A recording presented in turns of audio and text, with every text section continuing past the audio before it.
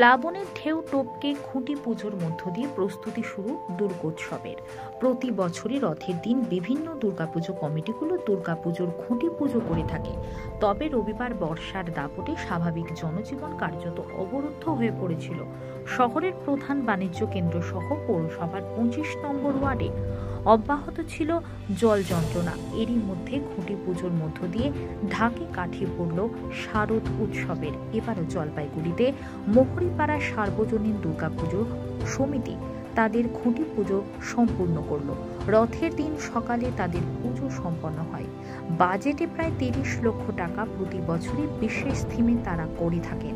এবছর একটি বিশেষ থিম করছেন উদ্যোক্তাদের মধ্যে উত্তম বোস বলেন, প্রতি বছরই রথের দিন আমরা খুঁটি পুজো করে থাকি। মোহরিপাড়া দুর্গাপূজা সমিতির 75তম বর্ষ।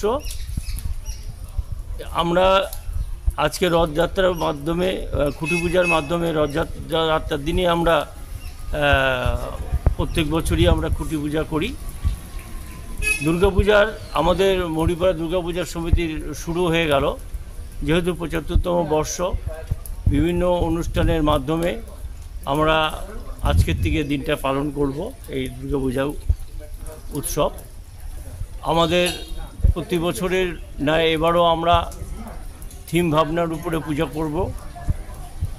একটা বিশেষ দৃষ্টি আকর্ষণ নিশ্চয়ই মানুষের কাছে আমরা করার চেষ্টা করব।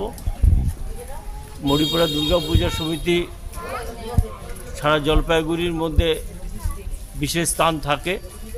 এবারও আশা করি আমরা সারা জলপাইগুড়ি, উত্তরবঙ্গ, সারা পশ্চিমবঙ্গের সমস্ত জায়গায় আমাদের এই দুর্গাপূজার মানুষের কাছে পৌঁছে দেওয়ার চেষ্টা করব এবং মানুষকে আশা করি ভালো লাগার একটা জায়গায় আমরা। বাজেট কত? এবছরে আমাদের বাজেট, আমাদের টার্গেট হলো 30 লক্ষ টাকা। এই 30 লক্ষ টাকার মধ্যে বিভিন্ন অনুষ্ঠান, দুর্গাপূজা প্যান্ডেল এবং গান বাজনা, সাংস্কৃতিক অনুষ্ঠান কি করা হচ্ছে এবার? বিশেষ কিছু থাকবে। হ্যাঁ, মানে ওটাকে বলা যাবে বিশেষ কিছু করা হচ্ছে? আমরা অনেকগুলি 2-3টা ভাবনার মধ্যে আছি। এখনও আমরা পুরোপুরিভাবে সেটা করতে পারিনি। তবে 2-1 দিনের মধ্যে আমরা আপনাদের কাছে বার্তাটা পৌঁছে দেবো আমরা যাচ্ছি।